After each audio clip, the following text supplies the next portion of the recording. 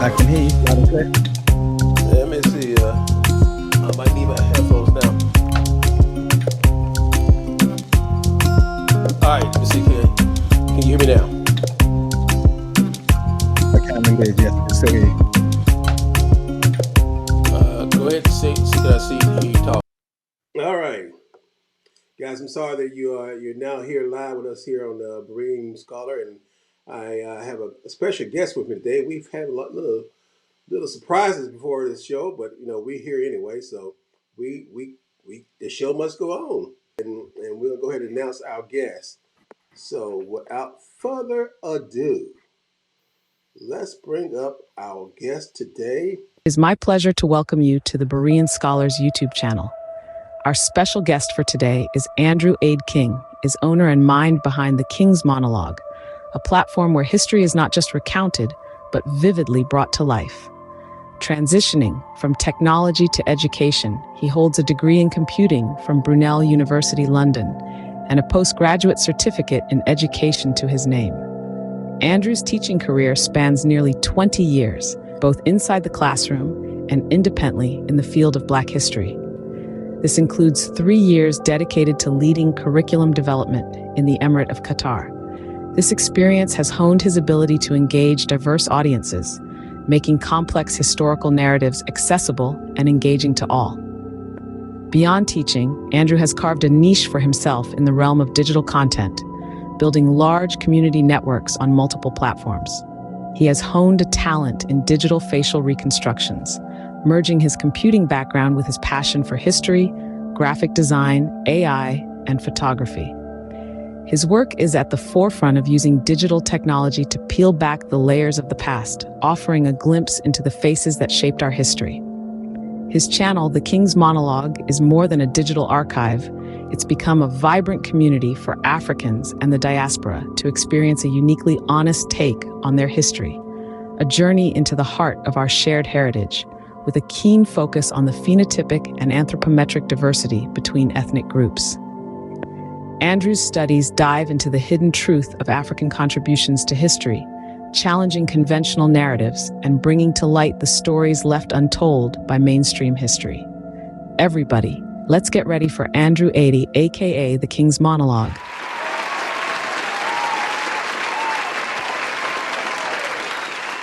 My name is Daryl Miller. I am happy to be here with our special guest, Andrew Abel King. Andrew, how you doing? Hello, hi. Very good, thank you. Can you hear me okay? I can hear you fine. Oh, fantastic. That's good. And I'm checking Yeah, I'm out, really good. Thank you for having me. and I think our volume levels are great. We're not peaking. Everything's great. Super. So, Andrew, I had the privilege of seeing a lot of your videos for the last year and a half.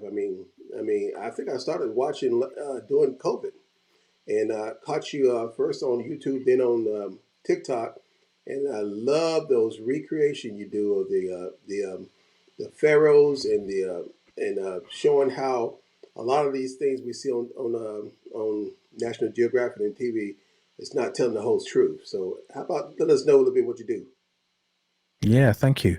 I think it's really good. I think we were talking about it a little bit earlier, but I think one of the opportunities that we have now is that previously there's been a monopoly on that area of, the area of reconstructions, the area of recreating, and the monopoly being kind of very heavily skewed in favor of, for want of a better word, the West and the kind of Egyptological community that's dominated by Europe's or Indo-Europeans and to a lesser degree, a much lesser degree, the Arabs, but very much dominated by the Europeans, and they've used this to their benefit as much as possible to really skew the opinions and to skew the narrative of what those African civilizations look like.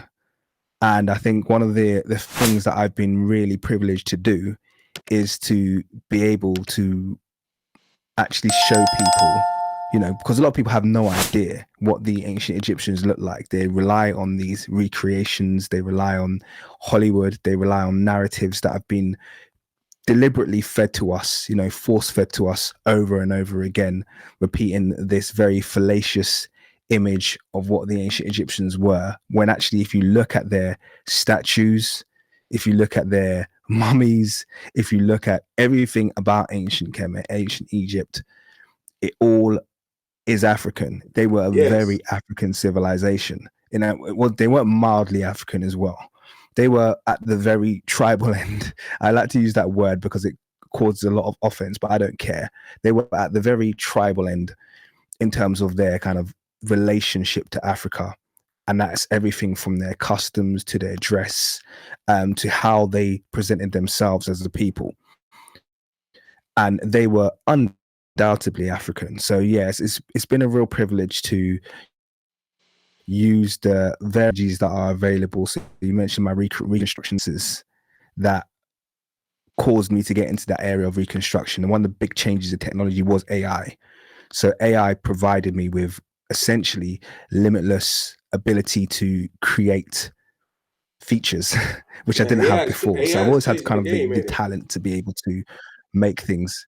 Absolutely, because it gives me a limitless ability to generate features and then to moderate them, and then so I can make something. I can recreate a statue exactly as I see it. And this is one of the big differences that you'll see with my reconstructions and the Eurocentric ones, is that my ones look exactly like the statues. I'm not trying to make them look like anything. I'm just saying this is what the statues look like when they're brought to life, whereas their reconstructions will dramatically change the ancient Egyptian artwork so that it fits a narrative. And they've done a very good job convincing the world that ancient Egyptian artwork wasn't realistic. It was really bad. They were really crap artists. All of these narratives that they've created were based around basically them knowing that they were being confronted with statues of African people. And if they admit that ancient Egyptian artists were good and that these were accurate depictions of kings, queens, royalty, they essentially are admitting that the ancient Egyptians were black. So what do? They say, no, the ancient Egyptians were rubbish artists, or they just purely used mathematics and these weren't supposed to look like people. These were just, things that they made up in their mind. This is just basically them coping with the fact that they're going to have to recreate something that has, full lips, broad nose, subnasal prognathism, and all these features that are associated with African people and not with Europeans. And So yes, this has been a real privilege. I I noticed in watching your video that I watched a couple other documentaries like Rebecca King, the scientist who did the research on the mitochondria of Eve, and there was certain things they stuck to get the the recreation of the Eve's face, and they stuck to skeleton shape and facial structure, and they stuck to a lot of things. And there's also another video. I forget the gentleman's name. He did the study on scientific atom, and they had the same. He used a one of the what you said those I forgot those those crime lab people who done reconstructions, and Oh, they stuck to certain boundaries. But most of the people, like you say, they just go off the top, and and I heard that you do the same thing. You stick this facial structure and you line the eyes, the nose, uh, and go ahead and tell us some of that. yeah. I mean, um, the field of forensic facial reconstruction, which is really what we're That's talking it, about. forensic, yeah. Yes, it's a very I'm gonna say it's a very Kabbalistic field. It's very controlled, it's very much gate kept, and it's very agenda driven. So a lot of people think that it's this very objective process where they'll just get something like a skull and then they'll unobjectively redevelop something out of it, like they've done with Tutankhamun a few times. And people think this is an unobjective process. I've done several live streams on this now and several studies into the field of forensic race facial reconstruction. Some of looking at the works of some of the most prominent artists such as Carolyn Wilkinson, and their processes, they're very transparent with their processes and they're anything but objective. They're very subjective. So when they go into, like, when they get a skull, for instance, let's talk about, the skull of Tutankhamun, for instance, they would have been told by the Egyptian antiquities, use facial tissue data from the modern Egyptian population. They're told that. they're not allowed to take that skull and say, well, actually this skull here is clearly a Nilotic African boy, which Tutankhamun was. Tutankhamun has a typical Nilotic African skull. His skull is so Nilotic and so African, it's off the charts. He has a very typical Nilotic African skull. He just looks like a typical African boy. But what they've done is they've applied, essentially Arab tissue data to him, and then they've not that's not enough, by the way. They'll do other things like twist, and they'll contort the facial features as much as possible to try and make it as far away from being an African as possible. And in doing this process, they'll also totally ignore all of his artworks, and his artwork is very consistent. Tutankhamun's face is a very consistent face across his 400 portraits. He has 400 portraits. 400 that show 400 portraits that show him, and this is including the stele artworks, the ushabtis that he has, the funerary guards, the golden mask, the golden throne, the chest. I mean, he's got literally, just two limitless amounts of portraiture that shows his face. And the beautiful thing is that they're all very consistent. They all look the same. So if you're trying to recreate this boy, you would say, okay, we've got 400 portraits, we've got a skull, let's see if we can get the portraits to match the skull. That's what a logical person would do. Yeah, that's what Occam's razor approach would be. But their approach is, let's ignore all of the artwork because that's all rubbish and didn't look anything like him, even though they all look like the same person. Clearly some kind of strange African body double. Okay. And let's take this skull and let's just apply random Arab tissue data to it and twist it and make it look like an Arab. So it's the furthest thing from science possible. I'm going to be totally honest with you, to be quite frank. It's the furthest thing from science. But it's not science. It's really not science, because if It's you have not. 400 different pieces of art, sculptures, paintings to go by, and you just do what you want to do, you're really not trying to get to the truth. Yeah, art is not art when it comes to ancient Egypt. That's the thing. Art is not art when it comes to ancient Egypt. When it comes to ancient Egypt, art becomes politics. It becomes something that's inaccurate. It becomes mathematics. They'll append every other, academic discipline to it other than art. So art is everything other than art. It's not a portrait. It's everything but a portrait. It's something they use for measurement. It's this, it's that, and the other. But it's never a piece of art showing what the person looks like. And ancient Egypt is the only place where this rule is applied. In fact, you won't see this rule applied, but they only need one crumb of a bust of Julius Caesar. They'll just need his earlobe, and they'll be like, oh, look at this beautiful, and they'll create a whole white face from it. They don't need much when it comes to reinforcing their own biases. So when it comes to the cultures that they've claimed as theirs, they're quite consistent with that. You did a video on, I think TikTok was a response to a troll, King Tut. I think this is it. Let me see what I... Awaken, my king, awaken. We require you to respond to the trolls in the comment section regarding your looks. Is that okay? Here's the first troll. You made him look so perfect, like he wasn't seriously handicapped and sick. My God, I'm so angry. I don't know. I don't. He was severely inbred. He most likely would have been pale, because pale skin comes from inbreeding. No! Whoa! That's not proper, and it's mean to say. Are we done? No, there's more. Oh, shit. A lot of pharaohs were actually descendants of Greeks. No, I don't think so. Didn't you have some foreign blood? Except for the Greeks. That sounded racist. It's not. It's because they don't exist now. Good morning, Athens. I'm not racist. People just assuming that the entire population is the same ethnicity. They weren't black in Egypt. Bullshit. It's just bullshit. Who would think there's no blacks in Egypt? And there's huge statues, marble, paintings, all legit. Made it clear to them who we look like. This is what they say you look like now. How in the fuck? I love that. I Oh, love that. thanks.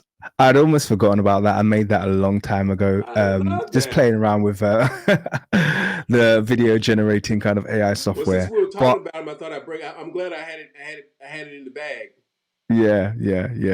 And I actually Well, really love that reconstruction of King Tut. That was actually my second revision. I've gone back to King Tut's reconstruction quite a few times. Most people in my community will know.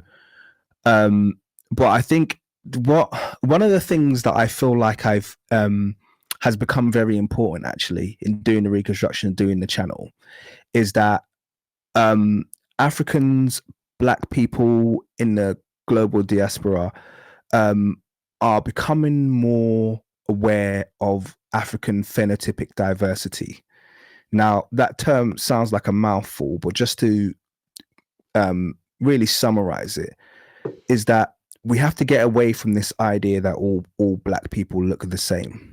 Okay, we're very, very diverse. In fact, we are as a race, we are 20 times more diverse than the rest of the earth combined. That's how diverse we are. We're incredibly diverse. So in a nation like Nigeria, where I'm from, you're going to get more differences in things like skull shape, nose breadth, lip width, facial thickness, cephalic index, which is kind of how long or how wide your head is, prognathism, which is how much your lower jaw kind of protrudes or doesn't, or retracts. You're gonna get differences in these areas that far exceed what they get in all of Europe combined. So Europeans have very monolithic facial structures because they're quite narrow genetically and quite narrow phenotypically. So the idea of a typical European face is you don't have to try too hard, basically. You can, the range can be covered probably in about 4 or 5 faces. However, when it comes to Africans, you can't, it's infinitely bigger. It's almost insurmountably bigger. It's so large in terms of all the different types of African faces that you can get. So I know I went off on a little bit of a rant there, no, but the no, point I'm no. making is that And if any when it time you comes, want to show anything, go right ahead and show us. thank you. Yeah. So the point I'm making is that when it comes to the African face and African phenotype, it can range incredibly from one type of African to the other, but both of them are fully African. This is the point I'm trying to push. A lot of people think that, if you're, so to kind of get down to it, Africans sometimes have this thing in their mind as to be a true African. The truest African has the deepest, blackest skin, has the broadest, thickest nose, has the thickest lips, and has really strong subnasal prognathism. Yeah, that's it. That's kind of what's in people's mind. This is a true African. And any African that exhibits narrow noses, slightly lighter skin, slightly thinner lips, less prognathism, they must be hybridized with something outside of Africa, which that's not true at all. You get tribes like the Maasai, the Kalenjin tribe, who are very, very dark-skinned, Bantu-speaking Africans who have never admixed, and they've got the narrowest nasal index on the continent. Very, very narrow noses, very, very thin lips. You could go to the south of the continent in Zimbabwe. I always like to show the picture of President Robert Mugabe, who had incredibly lips and an incredibly broad nose, and he was full, absolutely full Zimbabwean. There was Right. no admixture there. You're not going to go into his thing and find basically some white relative who's responsible for his thin lips, because it doesn't work that way. All of the world's diversity, all the diversity you see in the rest of the world comes from Africa. And what Europeans have done, and they've done a very good job of it, is they've sold everybody this Caucasoid race theory, this idea that Africans have Caucasoid features if they have narrow noses or thin lips or narrow faces, the kind of features that they exhibit, when in reality, they have African features. It's just maybe a smaller or more niche kind or a certain tribe, but they always are the ones who are receiving their feature set. Africans aren't the recipients. You're right. So I just did a video Mm. From it was an interview on Neil deGrasse Tyson. He was talking about the concept of genetic diversity, Mm. and he found that every diversity there is found in Africa. Every one, Yes. every single one. The only Yes. place in the world. Yes. Absolutely. And he's actually spot on. I mean, I think I've heard him say something similar. So Africans, we as Africans need to get understanding, because this is something I needed to educate myself on. So I'm not going to sit here and act like this is common knowledge. It absolutely isn't, because I very much in my younger years bought into this idea, this kind of true Negro narrative. I'm going to call it, because that's what it's been sold to the world as, this idea that everyone who exhibits features outside. And I say this being someone who's Nigerian, yeah, and who within my family, we've got such massive range of skin complexions. I grew up seeing this. I grew up with light-skinned, dark-skinned cousins, with narrow-featured, wide-featured, like all of these things. I've seen all of these. My brother, this is the ironic thing, my oldest brother he looks like a Tootsie male. He's got the thinnest lips that I've seen, and I only noticed this recently when I looked at him. I was like, I'm not gonna say his name, but I was like, bro, you got thin lips. It was quite funny, because me and my older brother, I got a brother in between. So my oldest brother is the one who's got really, really, really, really thin lips, but me and my other brother, who's just above me, we got quite similar features. So my oldest brother's up there, and he's just got these really narrow lips, really narrow face. He has very kind of like receding jawline. He's not prognathic at all. He's literally, what your kind of very classical looking, Nilotic Tootsie looking, Great Lakes region African kind of phenotype. Now, how has that managed to flower out from my family? That's because this is what we see. This is the kind and he's really dolichocephalic as well, so he's got a really long head. But this is what we see in African families, and sometimes we don't appreciate it. And I know you have the same phenomena that kind of breaks out in African American families as well, where you can have someone who's really light and someone who's really dark and someone who's Right. all breaking out of the same family. Am I correct in that assumption? In my family, I have three kids, and all three of them are different shade. I have one that's very, very, very light skinned. As you see, I'm not light skinned. My wife is Yeah. sort of, and one is my shade. So we have it all. Yeah. So yeah, so that's I guess what one of the big things is being able to educate Africans in that area. It very much is, it's almost not an education. It's just a case of reminding people and telling them to open their eyes, because we need to almost reprogram ourselves, because we have spent such a long time being taught something about our people that isn't true. And so it's really good to be able to re-educate yourself, because once you get over that hump and you realize, oh, wait a second, this still looks African. And a lot of people don't get that. Like when I do my reconstructions, if I was to just show them the statue, they're like, oh, is that enough? And then I create the reconstruction, they're like, oh, bloody hell, that was always an African guy. Like he was always African, fully African. He was definitely African, but they almost couldn't see it until the reconstruction was created. And then they realized, yeah, this couldn't be nothing else other than an African. So it's just interesting to kind of like take my community through that process when they watch my videos. And that's why I love yourself so much, because the lie has been told so many times, and we've seen so many pictures, so many movies, so much programming that shows us what Egypt should have looked like. And one of the main reasons, you and I talked about this offline, one of the main reasons they want to steal Egypt is none of the knowledge that started Greece and started Rome and started Europe couldn't come from Africans. And if Egypt has to be white, and on my point of view, that means the people of the Bible. How did Moses stay in the same house with Pharaoh? I think it was Ramses the second. Well, potentially, we don't really Potentially, yeah, know. we don't know.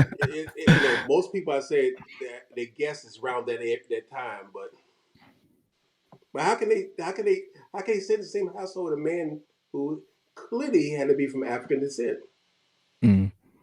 I think that there's a lot riding on ancient Egypt, as you just, as you highlighted. There's a lot Yeah. riding on it, and it's more than just. I think that one of the things that you mentioned there is definitely one of the reasons. Yeah, the Hebrew connection or the Jewish connection, I think, is a strong one, because you got the entirety essentially of the Abrahamic faiths now, which you'll have Yes. to therefore on that revelation declare that all of these people, both Shemites, the descendants of Shem and the descendants of Ham, and all of them, they're all black. You'll have to acknowledge that once you kind of acknowledge that Egypt was a black nation. So you've got that riding on it. But then you've also got just the basics that they're very aware of, the understanding of mathematics, education, writing. Yeah. I did a video quite recently about and this is something I learned quite recently. So I did a video about the alphabet, the modern Latin alphabet, and it all comes from ancient Kemetic hieroglyphics. Oh, I And thought I this is had something that. I wasn't I aware saw of that. before. Say again, sorry. I saw that video. I thought I had it, but Yeah, I don't. It's not. I don't think I got it here. But if you have it, no I worries. Yeah.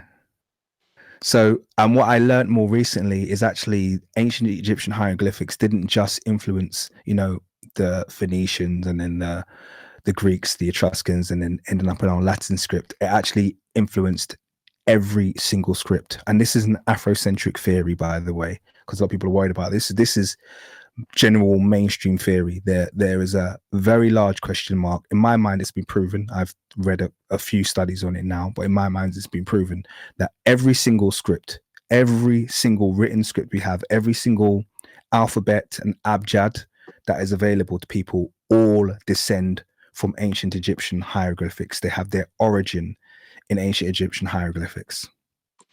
Now, so you can imagine the implications of that. That's essentially saying to you that Africans created writing globally, not just for them, and then the Greeks kind of thought of their own one, and then these other places, India and everything, thought of their own one. This is saying quite succinctly and quite clearly, every single nation that has the ability to use the written word learned that from Africa.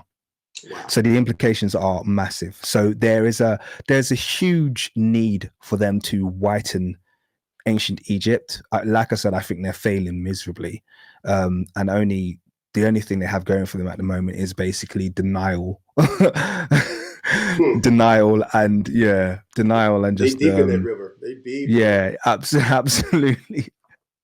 Waist high at the moment, about to drown. Yeah, that's the only thing they've got going for them, because I think anyone who's approaching this topic from an objective manner and who's kind of like who sees the data that's in front of them, there's no question mark. People, I mean, I've got myself, and then there's other channels like, I speak to obviously Kweli Mika, who I mentioned quite a lot, and Trill Black, and the guy whose video I viewed the other day, Kapruki, and Mr. Imhotep, who I'm sure a lot of people on your channel have heard of, Yeah. and Okay. many more. Without history, there's a lot of them out there. None of us are in any doubt. It's not like we're sitting here and we're flogging a dead horse, or we're trying to push an unsupported narrative. It's very easily provable, and it's been proven in so many verticals at this stage. It's almost we've moved on from that was it black argument, and we're now just exploring and enjoying some of the things that were created by the great African civilizations. We're not going to discuss or debate with people about whether or not it was black, because if you don't believe at this stage, it's kind of like, well, believe what you like. I'm not here to convince you can lead a horse to water, you can't make it drink, they say. Well, I think Dr. Depot put them to shame back in the 70s. He certainly did. Yeah. Diop's arguments are ageless. I'm not sure if you saw the video I did. It's actually my most viewed long video on melanin density testing. So this is a skill that was pioneered by Dr. Diop, and he tried way back in the 70s. He petitioned the Marriott Museum to release some of their mummies so he could test them for melanin density, because essentially that's the end of the argument, isn't it? Yes. You've got mummies, okay, you're complaining that they're black because of the tar, or because of the mixture or this, that, and the other, and that's not their natural skin color. And this, he's like, look, we all know what gives black people their pigment. It's melanin. Exactly. And we can test how black someone is by testing the density of their melanocytes within their dermis. It's not a difficult test. It's not even that hard to produce, you know, and it's infinitely, you know, much more accurate than any other test can be. We can determine what complexion this person is. They come out in this range, then we can assume that these people are black. If they come out in this range, then we can assume they're Arab. If they come out in this range, we can assume they're white. It's a very simple test. And their And obviously they refused it. And the argument was like the embalming fluid would affect the skin, and it would allow you to get a true sample. And he said, well, the melanins go deeper than the first layer of skin. Yeah, exactly. So what was really nice is he got his work very much got co-signed recently because another doctor, Dr. Anna Maria Makota, did a similar test. Now, she wasn't actually testing for that. She was trying to do something else, but whilst they were there, they tested it for melanin density. And these were mummies these were Upper Egyptian mummies from Thebes, I believe, or Waset. So these were nobles as well. So you'll notice when black people and black scholars talk about, you know, tests like genetic tests or melanin density tests, we will always mention where our samples are from with a lot of confidence, you know. So we'll say these were pharaohs, or these were, when they do their tests, they'll pick random mummies from kingdoms that had nothing to do with ancient Egypt, foreign ones, and then they'll say these are ancient Egyptians. So in our test, this test I'm talking about, these were 300 nobles from Upper Egypt, Thebes. So we know exactly who they are. We know they're definitely native Egyptians, and they are from the New Kingdom. Okay, all of those are big ticks. I love the analogy they gave about that, because it's, for those you are listening, they said the test for ancient Egyptian, they'll pick a place like, let's say if you're in the United States, North Dakota, looking for black people. No, you're not going to find many people that's black in North Dakota. So, but that's exactly how they do it. If they find an area, when it's find an area that's it's been invaded and induced with more foreigners that we can, to show our proof.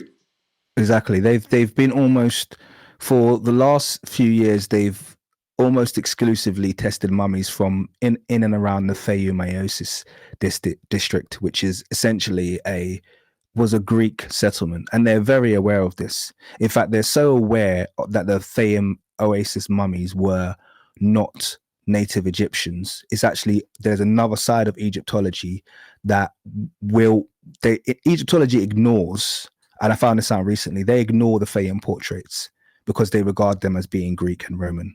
Right. So I found this out recently. That's from an Egyptologist. He said, we absolutely ignore the Fayum portraits. We don't regard it as Egyptology. They're Roman. They're clearly Romans. And yet these same tombs were the ones that they've used for all of their recent genetic testing. So you've got one side of Egyptology absolutely saying these people aren't Egyptian, they're foreigners. And then you got another side of Egyptology saying these people are definitely ancient Egyptians and we're going to use their genetic data. So you can see the double standards when they're trying to get a certain bit of data out. But going back to the melanin density, the point I was going to make is Anna Maria Makota and Dr. Vermeulen tested these 300 nobles from Upper Egypt. They tested them and they said their skin, their melanin was, their skin was packed with melanin, like that of a Negroid, essentially.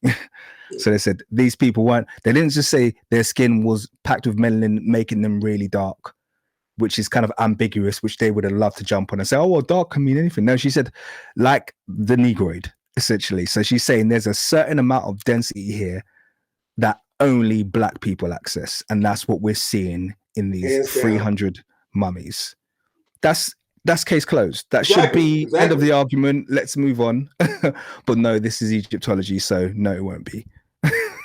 Now, when they dug up Ramses II, what area did they find him at?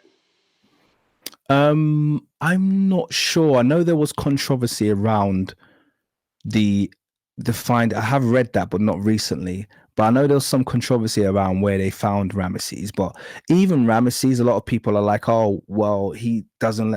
I'm actually very satisfied that Ramesses is an African, that very mummy is an African. A lot of people maybe have an issue with the hair and the features. I say features because it's like it's a mummy, for God's sake, and people are not really seeing certain things. So just I'll give you a quick rundown as to why I think the mummy of Ramesses II is an African. Whether or not it is actually the mummy of Ramesses II is another discussion that we can have, but I'll just give you a quick digest as to why I believe it to be an African. First of all, he's dolichocephalic, quite strongly dolichocephalic, which is a very African trait. So that's kind of that long-headedness. He's got that same Right. long-headed trait that King Tut had, and this is a very normal African trait. When it's found in Europeans, it tends to be a disability. So dolichocephaly in modern Europeans and Eurasians is classified as a disability, whereas amongst African groups, everyone's got a beanhead in their family. It's not a big deal. That's a natural African head shape. So he's dolichocephalic. Not on top of that, people say he's got a hook nose, but the nose bridge was almost always broken as a part of the, extraction of the kind of like internal parts of the body, that the organs that they needed to kind of extract as a part of the mummification process. Also, Diop was quite clear that Ramesses' body was jet black when it was exhumed, like literally jet black skin. So it's been put through. On screen. Yeah, I'm glad you showed this one.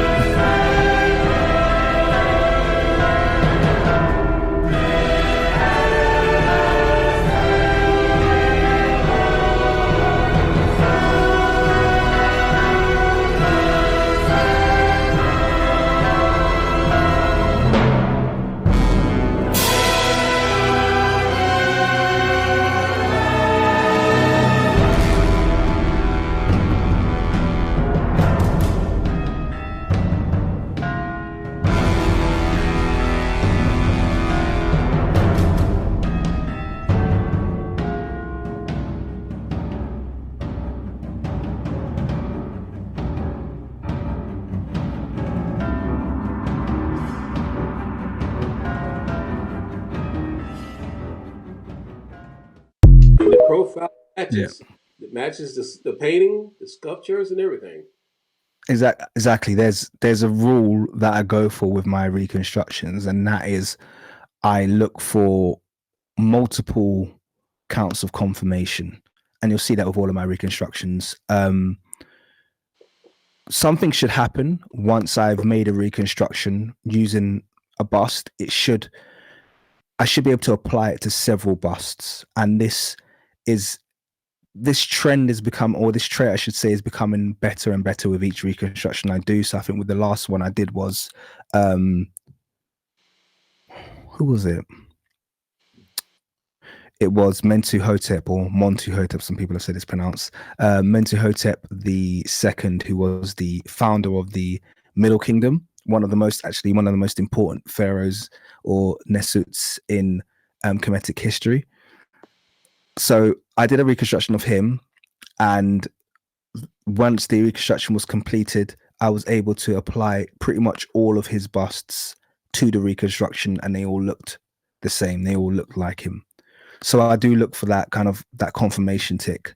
So just going back to Ramesses as well, a lot of people are disturbed by the fact that Ramesses has red hair. Ramesses was 92 at least when he died. Could have been older. So he was 92 years old. So we know that the hair was likely white and not red. We also know that the red hair was a result of dyeing his hair with henna. And this is a regional trait. And a lot of people don't know that this is a two-step process, because henna is what preserves, because it's the first layer that's applied, and actually it starts to grow out of the root once you've done it enough. But then they would apply indigo after the henna, and the indigo would turn it black. But you need to apply the henna first, otherwise you'd have green hair. Okay, so indigo by itself would just give you green hair, but henna first followed by indigo will give you black hair.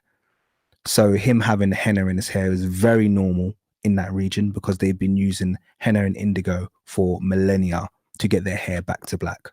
And there's studies supporting this. I've done a whole live stream on this subject.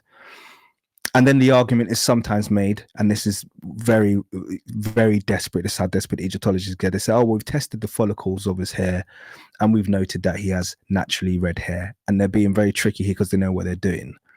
But one of the things that I've stated on my channel many times is that all black people have naturally red hair, but most of them don't know that. So, you know, when you go out in the sun and your hair starts browning, yeah, this is something that black people will be aware of. So when you go out in the sun and your hair starts browning, that's the start of a process or chemical process, which is basically called eumelanin destabilization. So you have two types of melanin in your hair, eumelanin and pheomelanin. Eumelanin gives you the dark pigment, the brown and the black. Pheomelanin gives you the red and the blonde. So when your eumelanin some blacks is more destabilizes, noticeable than others. Cause my wife, you can see hers. there you go. So when your eumelanin destabilizes, your blonde shows. And this is how peroxide works. It essentially strips your eumelanin and leaves your pheomelanin showing, which is why you get the white or blonde hair when you put peroxide in your hair. So it's a very simple process. You put this is why they keep exhuming mummies, and a lot of them have blonde hair, but you don't see any blonde hair in ancient Egyptian tombs ever, not in the history of ancient Kemet. Have you seen a single red-haired or blonde-haired pharaoh ever in any depiction? They know that. But the reason why they exhume mummies and occasionally they have red and blonde hair is because of this very simple process, which is basically eumelanin destabilization, which happens a lot easier than people think. And I always say people, the best example is as a black person, go and stand out in the sun in the Sahara for a few days straight. And I guarantee you're going to be coming home with brown hair. We know that already. So it's just important just to apply. Yeah, exactly. So it's just really important that we just apply that logic that we know is the case. Apply that and maybe multiply the strength of that over 3,000 years with kind of like all these mummified these chemicals in your hair. You're going to have very funny colored hair when you get unwrapped. That's just normal. So it's not, so the mummy of Ramesses, to me, I don't find it troublesome. Some people find it troublesome. I don't find it troublesome. It does have a few traits where I have a question mark about perhaps its authenticity. But until those are really confirmed, I'm happy to kind of say, well, until someone gives me a better example, then that is Ramesses II. Well, Abel, do you have any stuff you're working on lately? You got any things you can show us? What, recent reconstructions? Have you seen my latest? I'll be happy to show you my reconstruction of. Yeah, I'm gonna put you on the screen so you can show your screen. So. Yeah, sure. Thank you. All right, so I can take you through a couple, maybe to get a appreciation for the process. So actually, one of the things that I did actually want to touch on today is actually I think there's two areas that I feel like I've brought some quite a unique level of research to, because obviously I love doing the reconstructions, but I think the two studies that I've done that I'm probably most proud of is the work that I've done in ethnotrichology, because I don't feel like that was a field that was really being touched by anybody. And basically ethnotrichology is basically a study of how we use hair across various African communities, and how the ancient Egyptians basically communicated through their hair, and how they used basically their crowns were basically an emulation of their hair. So when you look at ancient Egyptian crowns, what you're actually looking at is an accentuation of African hairstyles. And that's one of the biggest clues that you have to who the ancient Egyptians were. If you look at their hair, every single hairstyle ever found in dynastic Egypt is an African hairstyle. So it's really important that we stress that point. Every single hairstyle ever found in ancient Kemet is an African hairstyle, an existing African hairstyle, by the way, as well. Wow. Things that we still do with our hair. I didn't know that. Yeah, so this is I've put a lot of research into that area of ethnotrichology. I think it's a really important area for us to understand, because these are the deep cultural connections that modern Africans have with the ancient Africans. We still do so much of our things the same way. so it's just I think that's a really important area. So I've done some work there. I have a documentary called The Crowns of Ancient Egypt. I think it's called something like that. If you do get a chance to watch that, that's a really good one. I think in terms of original research, that's one of the ones I'm most proud of. So actually I could show you, let me just share my screen quickly. Okay. And I could just give you an example of what I'm talking about. Thank you. Share. So I think let me know if you can see this the shared screen. Okay. Yes, I can. And it's Excellent. going up. So brilliant. So I'll just show you some examples. And there you go. Okay, brilliant. So there are several crowns that are found throughout ancient Egypt. This is one of them. So this is the Kapresh. Okay. And this crown actually was actually founded in the New Kingdom. So there's no examples of the Kapresh before the New Kingdom. I think Amenhotep III was the first pharaoh depicted in this crown, and then it became very popular. It was used throughout the 18th and the 19th and even the 20th dynasty after that. So this actually became the #1 crown once it was introduced in the New Kingdom. But Sheikh Anta Diop was one of the first to realize that this crown was based on a hairstyling system called Amasunzu that was practiced in Rwanda. So just to give an example of that, I'm just going to quickly scroll through so you can see that. If I scroll through, this is essentially what the crown or the statue of was showing us. It was showing us basically a shaped hairstyle, and there's a lot of that still, that continues to be carried out on the African continent. We don't have as many examples of Amasunzu, unfortunately, because basically when the British colonized that part of Africa, they outlawed all expressions of ethnotrichology. So there's been a huge clampdown on Africans expressing hierarchy and politics, because we used hairstyles to display class, vocation, position in society. All of these things were communicated through hairstyles. So as you can imagine, not everyone could wear their hairstyle in ancient Kemetic time in the Kapresh. It would have been reserved for the pharaoh, and no one else should be doing their hairstyle that way. Another thing that I kind of touched on in a documentary as well is if you look at the hairstyle of the queen of Rwanda, the last queen of Rwanda, Queen Rosalie Gasanda, her hairstyle was in a molded hairstyle which very much resembled the children of Tut and actually Nefertiti as well. So it was like a molded Afro hairstyle. I want to just show you an example really quickly so you know what that looks like. Just bear with me one moment. I think I have it shared here. Now, the hairstyle, did it vary from the Upper Kingdom and Lower Kingdom? So you mean between Upper Egypt and Lower Egypt? Yeah. Or okay, this would have been the confusion.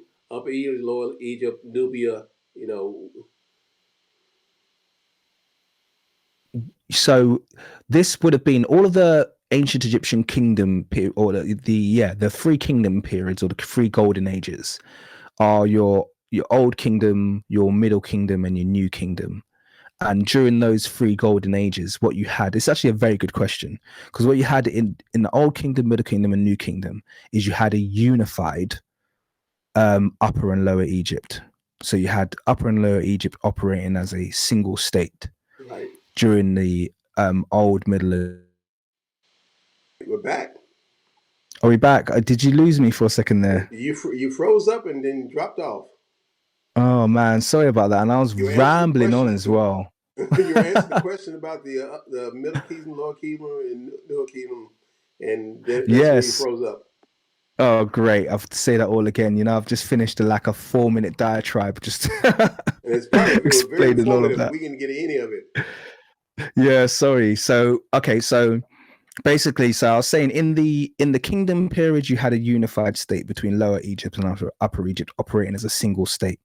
But then in the intermediary periods and the period after, you would have basically Lower Egypt being conquered. So it wasn't all, a lot of people got this idea that all of Egypt was conquered, and that was never the case. Upper Egypt, the southern part, always found strength from Nubia and Kush.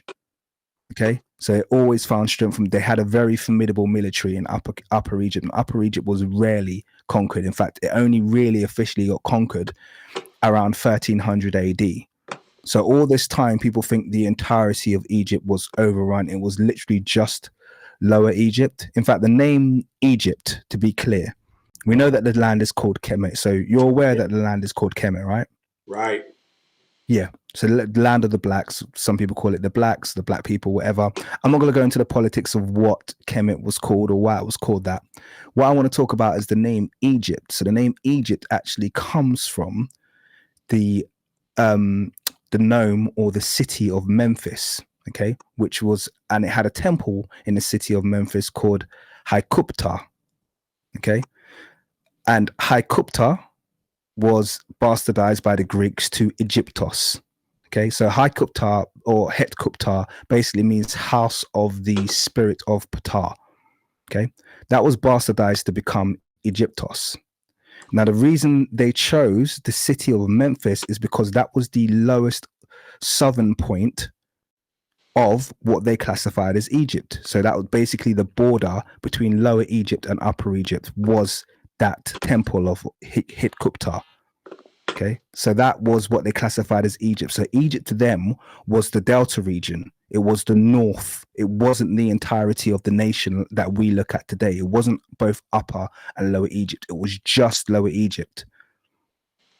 So all that time of the, post the New Kingdom, when you have Greeks and Romans fighting over Egypt and conquering Egypt and Persians and all these foreigners coming in, even the Arabs, they are literally conquering Egypt, not Kemet, because the southern part of Kemet remained Upper Egypt and kept its sovereignty with the south. So it's important to kind of make that distinction there. So how much of it went into Sudan?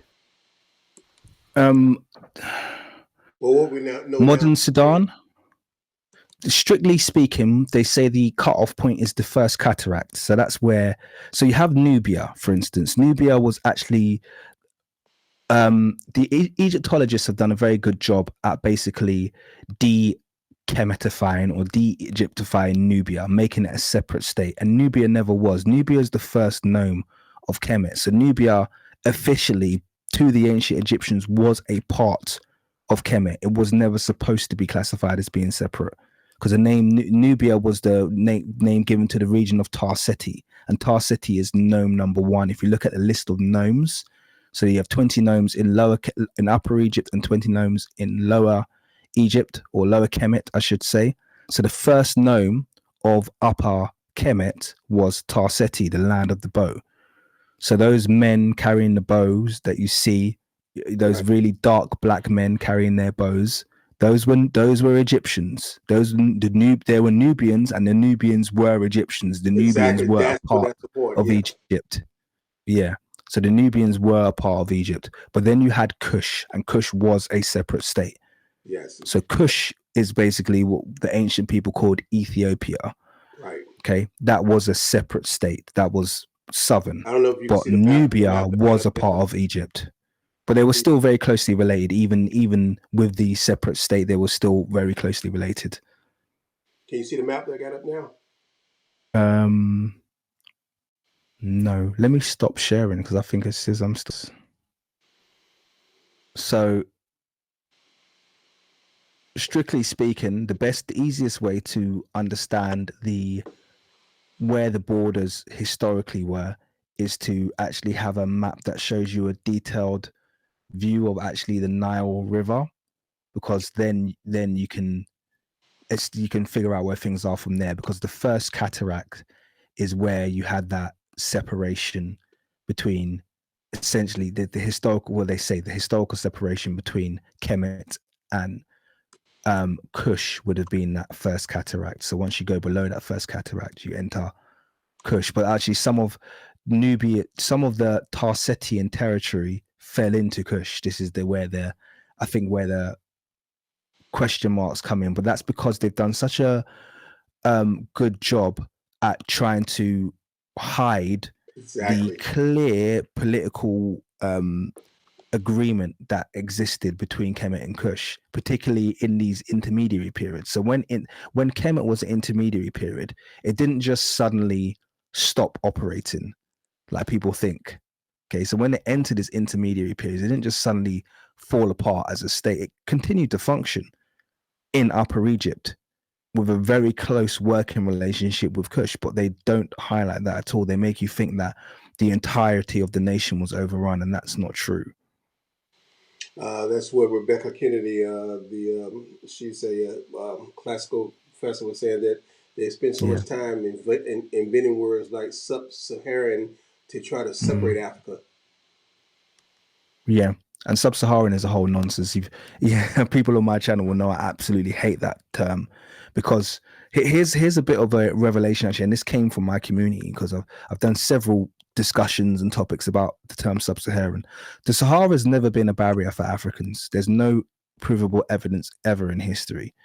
You have several intra-Saharan ethnicities in Africa, several. You can list them, the Fula, the Tubu, the Haratin. There are multiple ethnicities that exist in North Africa, inside the Sahara, and in the Sahel region. So they literally span the Sahara. They have no problem navigating through the Sahara and existing within it. But do you know who does have a problem existing in the Sahara? Who could never survive in the Sahara? Yep. Europeans. Exactly. Okay. And this is, so when they talk about sub-Sahara, really they are defining themselves. They're not defining us as Africans. I like that. So really we need to stop. We need to absolutely do away with the term sub-Sahara. We're just Africans. We can navigate the whole continent without any problem, and as we always have done.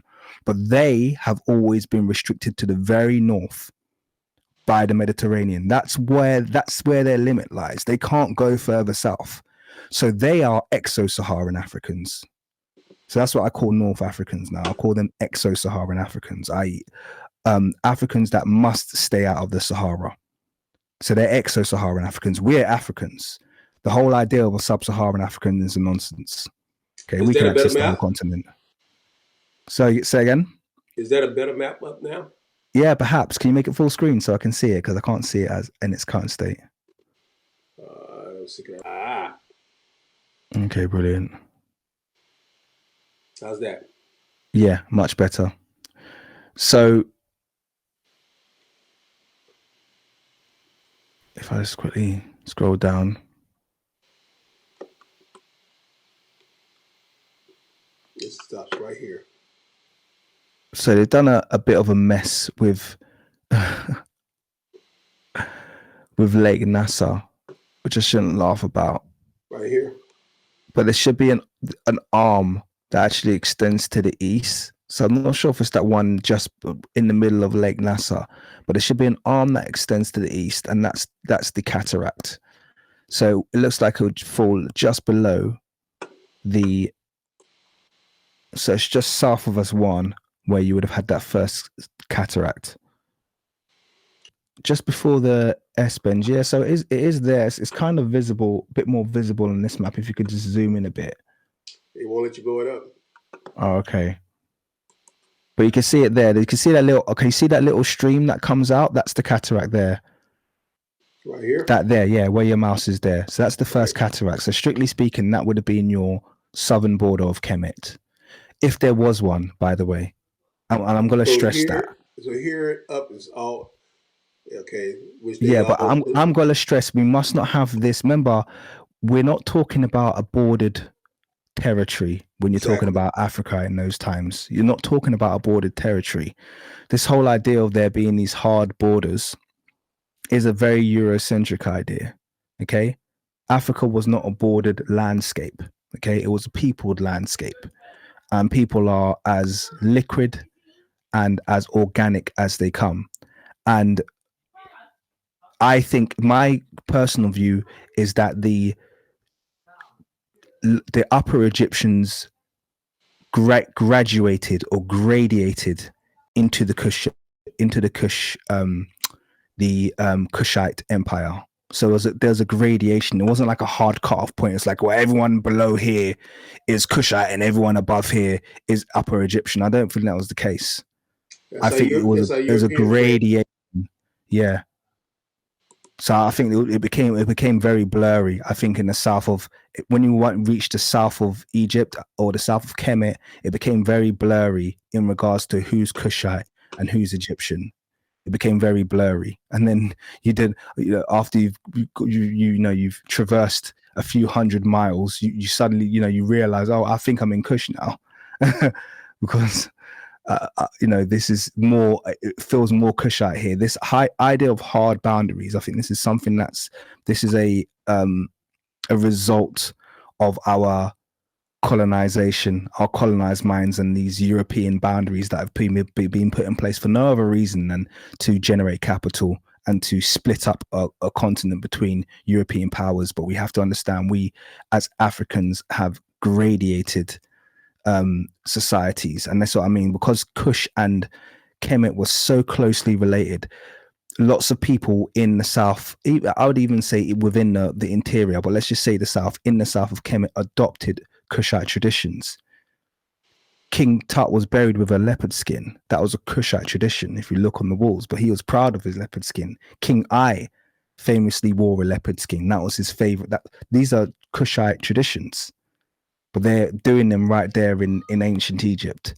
So I think there was a definite blurring of the lines between these sets of people. It wasn't just like a hard cutoff. It wasn't as easy as distinguishing an Egyptian from a Levantine. That was easy. These people had completely different cultures. They looked completely different. It was like, you're Levantine, I'm Egyptian. And they did yeah, all that to make sure that nobody could see the truth. It's another unique way of keeping us from knowing what's happening. But absolutely. you're right. There's no barriers. There's no area where you walk past. Oh, everybody got darker now. Yeah, exactly that. Exactly that. And I think, yeah, when we come to that understanding, that's a much more realistic take on what you would have experienced traveling down the Nile. These Nile Valley civilizations, you were just interwoven with one another, and that's why it was so easy for the Egyptians to galvanize support from Kush when they needed to restore Lower Egypt back and unify the two lands again. And when we get, like you said, all the mounds and mounds of evidence and data, the first-hand views from Herodotus and Socrates and all the other people who said they saw the ancient Egyptians, the brown skin, dark skin, woolly hair, and but all these people are coming on now since the like back when the Netflix had the Cleopatra um, special. Oh, this is what all the TikToks went on with. This is what Egyptians look like and all that, and it was ridiculous. It's absolutely ridiculous. And it's funny because, like we were saying earlier in the stream, the preponderance of evidence lies with I don't want to use the word Afrocentric because that's a word that they've kind of inflamed, but I would say African centered. And if you want to say Afrocentric or call me Afrocentric, I really couldn't care less. But the preponderance of evidence lies with us. We have all the evidence. So for instance, you mentioned Herodotus there, okay, alongside all of the other Greek historians, Strabo. I've been through this whole discussion with, I'm not going to go through all of the. Share a little bit, in case the ones who might be listening haven't heard it before. Yeah. What, you want me to share the actual quotes? Yes, go ahead. Okay. I'd have to find them because I don't have them on me, and I don't want to misquote them. But Herodotus essentially said that the Egyptians were black skinned with woolly hair.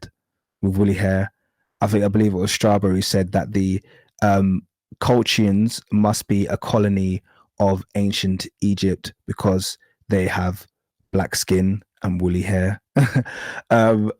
And countless others. But the reason I was actually mentioning that is when it comes to the other side, i.e.,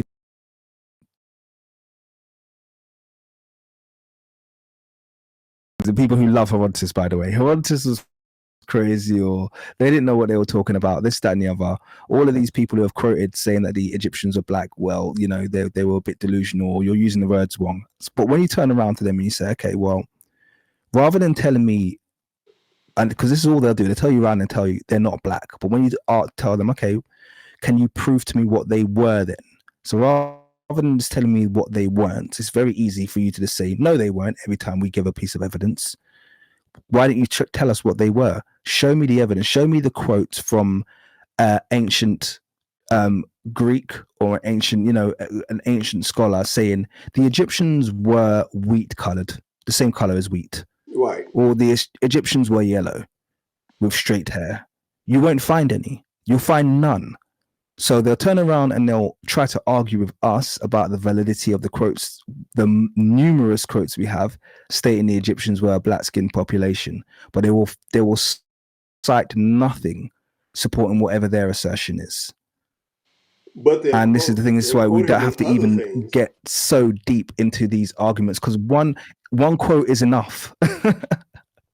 You know, one quote is enough. Once we provided that one quote saying they have black, yeah. Yeah, they quote Herodotus on other things, but when they come to that, oh no, Sorry, go on. They quote him on other things on other areas in history. Yeah. When it comes to that, oh no, he was wrong on that one. No. Absolutely. It's like, well, how much more evidence do you need to provide? That's the thing. It gets silly to a point. So it's like, okay, let's ignore Herodotus quotes. Should we talk about like we talked about the melanin dosage testing? We have 300 mummies. They've tested their melanin. They've said they're Negroid. Do you have any answer for that? No. Do you have an alternative test showing us that they had lucidermic skin or pale skin or Arab skin? No, I don't. Okay, cool. So you're just going to deny this study we've given you, but you're not going to provide anything to support your position. Okay, let's move that aside. Let's talk about the anthropometrics. This is another thing they don't like to talk about. So Africans have very distinctive limb proportions. Yeah, very distinctive, because we're Homo sapiens sapien. We are essentially unmixed with Neanderthal. But Europeans have 2% Neanderthal, and I think Asians have around 4%, something along those lines. But they're quite heavily admixed. But Africans are pure Homo sapiens sapien. And as a result of that, we have quite distinctive limb proportions. So one of the things you may have noticed is if you get a boxing fight with a black fighter versus a white fighter or an Asian fighter, you notice that the black fighter will 9 times out of 10 have longer reach. I don't know if you've noticed that. Oh, yeah, longer reach all the time, because we have generally longer arm spans. Okay. So Africans tend to have, our arm span tends to be about 6 to 15% longer than our height. Whereas with a European, their arm span tends to be about 1 to 3% beneath their height. So that's called the Vitruvian proportions, when it's like 1 to 1. So when your height equals your exact arm span, that's called the Vitruvian proportions. So Africans are always above that, pretty much universally always above that. Wow. Not only that, we also have a difference in terms of our body plan. So our legs tend to be longer and our torsos are shorter. So we have naturally shorter torsos. Once again, that tends to be almost universal. Okay. Wow. We also have longer tibias. So you'll notice that when you have a European stand next to an African black people will have skinnier calf muscles, generally speaking, 9 times out of 10. That's because our tibias are longer. So that bone is longer. So it extends that calf muscle. And as a result, we, on appearance, have skinnier legs because it's stretched, basically. And they have much more depth. And that's why Asians tend to have really thick calves, because out of all of us, they've got the shortest tibias. Yeah. So these are really clear, distinctive body proportions. And these are the things that you'd have to notice if you were doing anything from artwork or working with models or anything. You have to be aware of these differences. It's not racist to be aware of these differences. Okay. If you're going to make a jacket for a black guy, a tailor-made jacket for a black guy, you're going to make the sleeves longer. That's the bottom line. If it's going to be tailor made, so these are things that people in different areas of specialism are going to be aware of, and it's nothing racist to acknowledge this. Now, where it gets interesting is that all of the ancient Egyptians have super negroid limb proportions pretty much across the board. Yeah, this is something that. Wow. So when I say super negroid, we're talking about Kenyan runners. That's their body plan. So you've seen a Kenyan run, you've seen them with Right. their really long arms and their very long legs, and their elbows almost come down to their waist. Incredibly long arms. Okay. If you want to have an example of that, just Google a picture of the Maasai, or Google a picture of Kalenjin people, or Google a picture of the Tutsis. Okay. These are all kind of like Great Lakes region of Africa, East Africa. So they are on the extreme end. Okay. Where, as you know, as a Nigerian, I'm on kind of like this end. Europeans are here, but then over here, they're like the far extreme. That's where your ancient Egyptians lie, Right. and that's where your Maasai lie and your Kalenjin lie. So, on a anthropometric level, these bodies that they pull up are so African, it's off the charts. Like there's not been a European born who has the limb proportions of an ancient Egyptian mummy. And I can say that with all confidence. There's not been a European born with those limb proportions. It's not compatible with them. Do you understand? So they're pulling up bodies and they're saying, oh, look, like for instance, look at this blonde mummy over here with blonde hair. Okay, the mummy's got blonde hair, but it's got super negroid limb proportions. You need to do something with that. You can't just ignore that. And they will not, and they keep trying to tell you, look over here, when the truth is right over here. So exactly. So these are things. So in terms of this kind of like this argument, these are things that they can't. That's why they're trying to bring the argument down to a genetic level and this, that, and the other. It's like you can pull out a genetic marker, and say, oh, well, we had this marker, and so there's a European guy over here sitting, and he has the same marker as King Tut or some nonsense.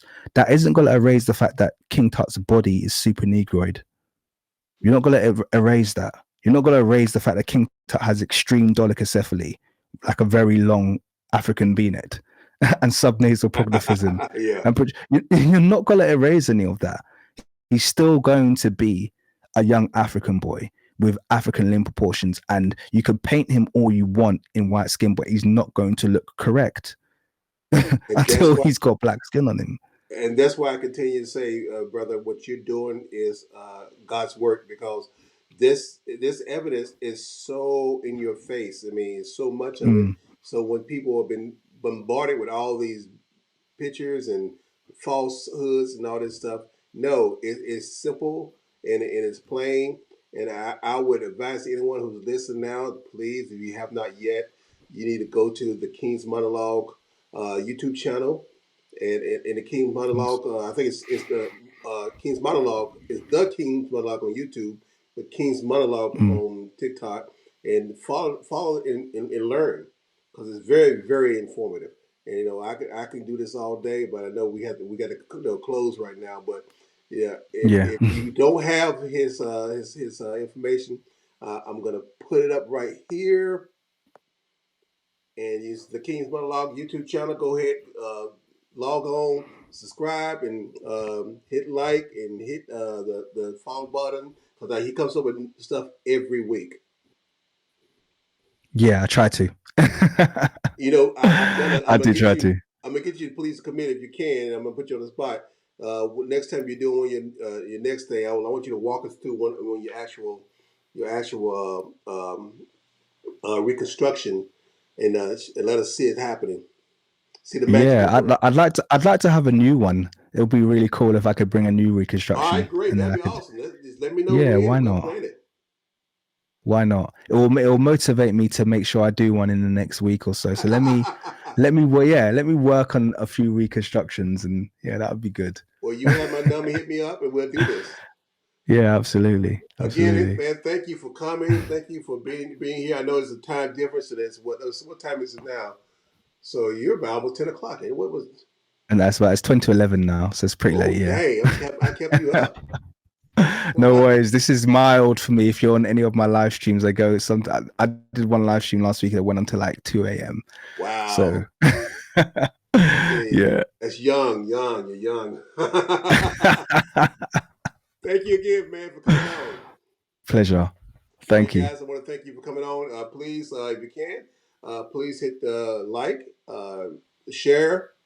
Please hit the notification button here at Berean Scholar, and stay tuned. So we will bring you more information that will show you who we are in the book and how Black history goes way beyond 1619. Way beyond 1619. So I thank you again, and guys, we'll see you next time. What do you think about this topic? Remember to be a Berean scholar, as it is written in the book of Acts 17 verses 11 to 12. Now the Bereans were more noble-minded than the Thessalonians, for they received the message with great eagerness and examined the scriptures every day to see if these teachings were true. It's time to deepen your understanding and see your reflection within the sacred pages. Please click subscribe, and click the notification bell to stay up to date with the Berean Scholar channel.